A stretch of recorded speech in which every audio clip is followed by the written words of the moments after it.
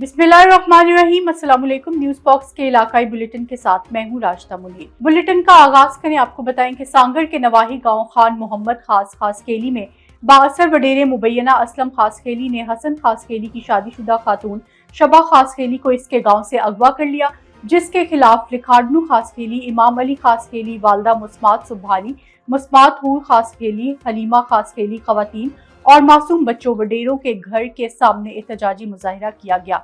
लड़की की बाजियाबी के लिए नारेबाजी की गई। इतला पर डीएसपी जाम नवाज अली परवेज अख्तर कुरैशी पहुंचे, मुतासरा खानदान से बातचीत भी की। रिपोर्ट कर रहे हैं मिंटार अली रेंट।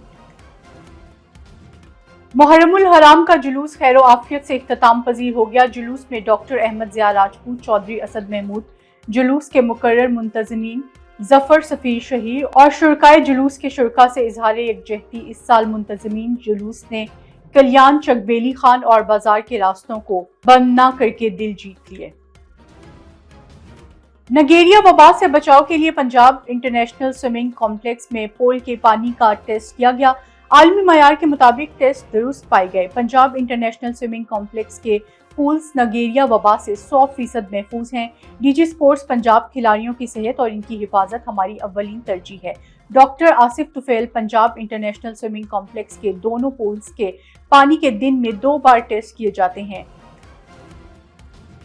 कबीरवाला मरकजी हुसैनिया इमाम बारगाह कतालपुर में 7 और 8 मुहर्रमुल हराम की दरमियानी शब पाकिस्तान के नामवर नोहा खान सैयद फरहान अली वारिस ऑफ कराची मरकजी इमाम बारगाह हुसैनिया कतालपुर में तशरीफ लाए और नोहा खानी और पुरसदारी करवाई। मरकजी इमाम बारगाह हुसैनिया कतालपुर में जिला भर की मुख्तलिफ मकामात से मातमी संगीन और मातमी जुलूस मरकजी इमाम बारगाह हुसैनिया कतालपुर में शरीक हुए। निगरान वज़ीर आला पंजाब मोहसिन नकवी आज चिन्योट का दौरा करेंगे। मोहसिन नकवी सैलाब मुतासरा मौजा संबल में इमदादी सरगर्मियों का जायजा भी लेंगे। थाना उजरा शाह मुकीम की हुदूद कोट शाह मुश्ताक के करीब पुलिस मुकाबला। संगीन मुकदमात में मुलव्विस गिरफ्तार शुदा 2 डाकू अपने साथियों की फायरिंग से हलाक। 4 अफराद डकैती और कत्ल जैसी संगीन वारदातों में मुलव्विस। मुल्ज़िमान में बदरुज़्ज़मान और शिफाउल्लाह जिस्मानी रिमांड पर थे।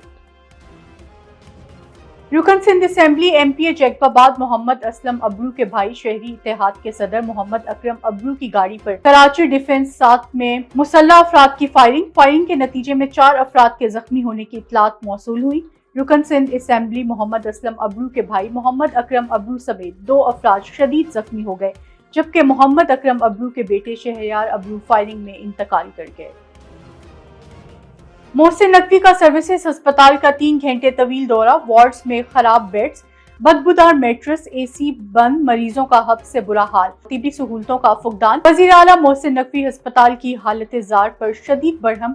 एसी की देखभाल के कॉन्ट्रैक्टर को 7 माह से अदायगी न होने पर डायरेक्टर फाइनेंस की सर्जिश, फौरी ओहदे से हटाने का हुक्म। सर्विसेज अस्पताल की पार्किंग के हवाले से ओवर चार्जिंग की शिकायत, ठेका मनसूख। लाहौर पार्किंग कंपनी को पार्किंग का इंतजाम संभालने की हिदायत।